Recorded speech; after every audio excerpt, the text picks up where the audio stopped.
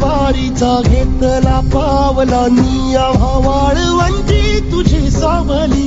गळा भेट घेण्या बिनेची निघाली तुझ्या नाम घोषात इंद्रायणी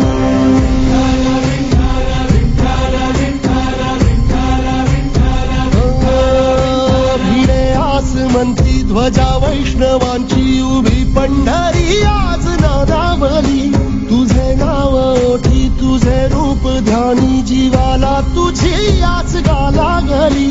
जरी बाप साऱ्या जगाचा परी तू आम्हाले करांची विठू माऊली